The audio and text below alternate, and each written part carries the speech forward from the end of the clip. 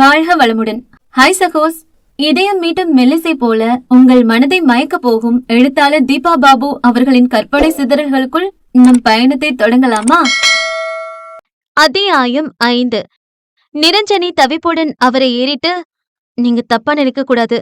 கொஞ்சம் ஏன் நிலைமையில இருந்து நான் சொல்ல வரத புரிஞ்சுக்க ட்ரை பண்ணுங்கள. ஏற்கனவே பிரச்சனைன்னு தான் இப்படி வீட்டை விட்டு வெளியில வந்து வாழ வழி தேடி பிள்ளைங்களோட தனியா கஷ்டப்படுற. இதுல எப்படி இங்க தங்க என தயங்கியவள் சுபாவை இயலாமையுடன் நோக்கினாள். உன் இஷ்யூ எனக்கு நல்லாவே புரியுது.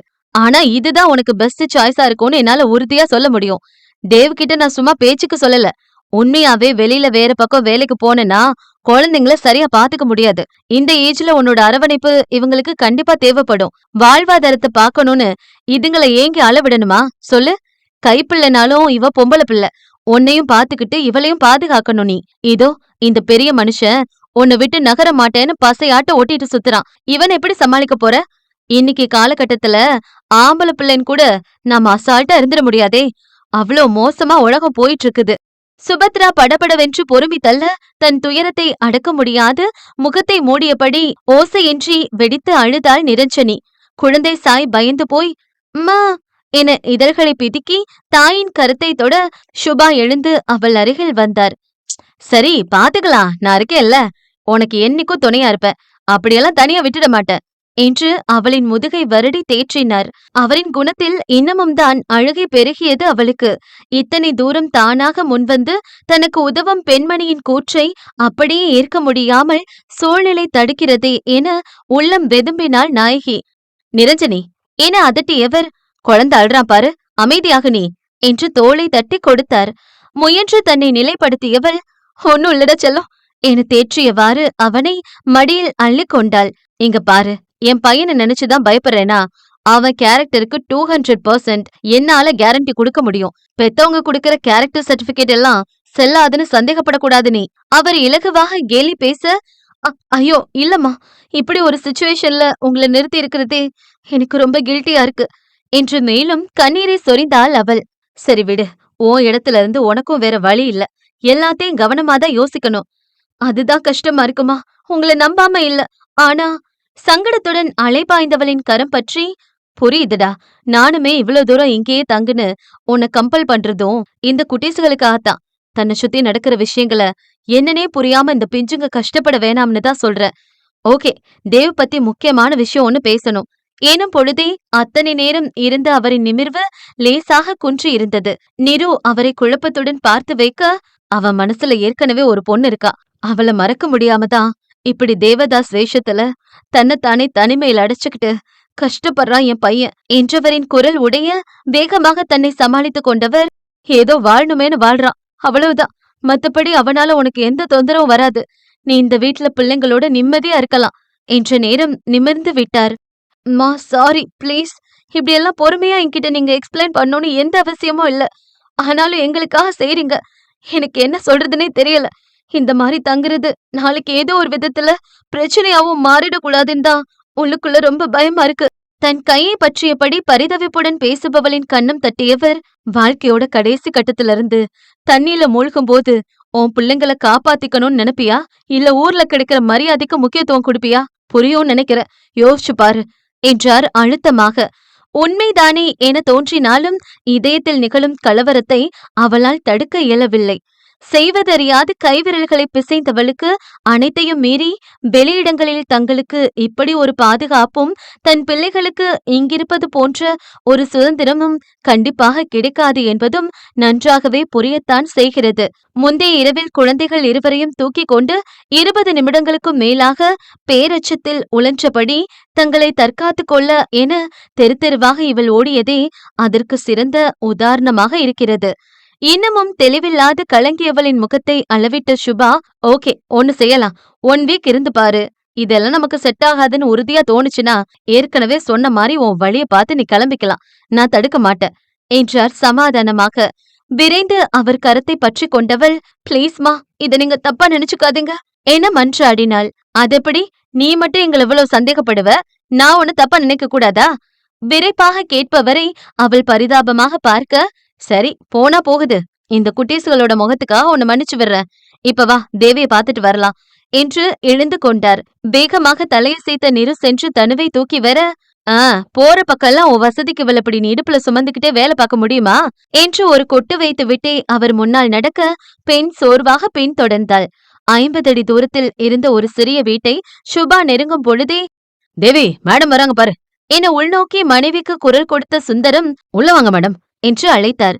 தேவி அவசரமாக ஈரக்கைகளை துடைத்தபடி சமையலறையிலிருந்து வெளியே வந்து, நானே வந்து உங்களை பார்க்கணும்னு நினைச்சேன். இவங்கதான் நைட்டு லேட்டா வந்தீங்க, இன்னும் எழுந்திருக்கல போலன்னு சொல்லிட்டு இருந்தாங்க.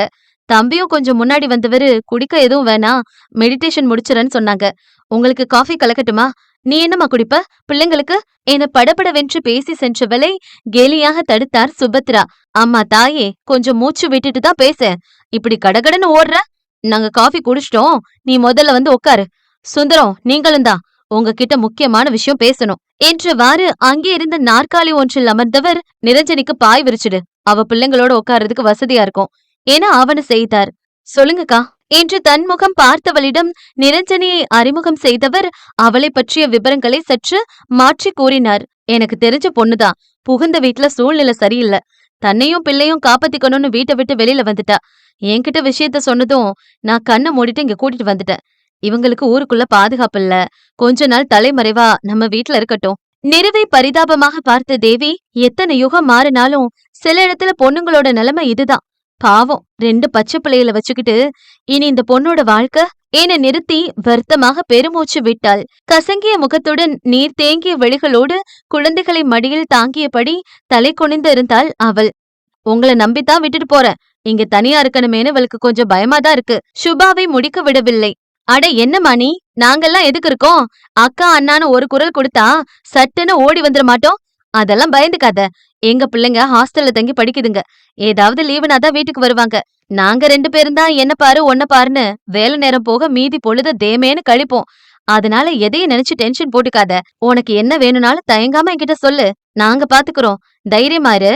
ஆமா, பிள்ளைங்க பேர் என்ன என்று ஆவலாக விசாரித்தாள் தேவி. சாய்சரண், தனுஸ்ரீ அவள் மெல்லிய குரலில் கூற, அழகு பிள்ளைங்க ஏன அவர்கள் கண்ணம் வலித்து கொஞ்சிக் கொண்டாள். ரொம்ப தேங்க்ஸ்கா, சுபாமாவே நேத்துல இருந்து எங்களுக்காக அவ்வளவு செஞ்சிருக்காங்க.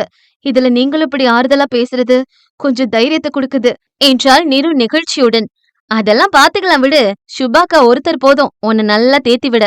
எங்களுக்கும் பிள்ளைகளுக்கும் கூட சாரோட சேர்ந்து அவ்வளவு செஞ்சிருக்காங்க. வேகமாக தேவி இடையிட்டு, சரி சரி, நீ பேச ஆரம்பிச்சா நான் ஸ்டாப்பா எஃப்எம் மாதிரிதான் நிக்காம ஓடுவ. காலையில டிஃபன் மட்டும் நீ செஞ்சு தர முடியுமா? மதியத்துல இருந்து இவளே பாத்துப்பா என்று சுபா சுந்தரத்திடம் திரும்பி, கொஞ்சம் மல்லிகை காய்கறி மட்டும் அப்புறமா தேவியோட போய் இவளுக்கு தேவையானதை வாங்கிட்டு வந்து கொடுத்துடுங்க நீங்க என கேட்டுக்கொண்டார். நீங்க வரும்போது இட்லி பொங்கல் சாம்பார் சட்னிக்கு தான் ரெடி பண்ணிட்டு இருந்தேன்கா தேவி கூறவும், அதுதானே, உனக்கு எதுவும் தனியா சொல்ல வேண்டிய தேவையே எனக்கு இருக்காதே என சிரித்தபடி எழுந்தவர், நான் டிஃபன் முடிச்சுட்டு கிளம்பிடுவேன், பாத்துக்கோங்க, ஏதாவதுனா எனக்கு இமீடியட்டா கால் பண்ணுங்க என்று விட்டு வெளியேற நிரஞ்சனியும் அவருடன் சென்றாள்.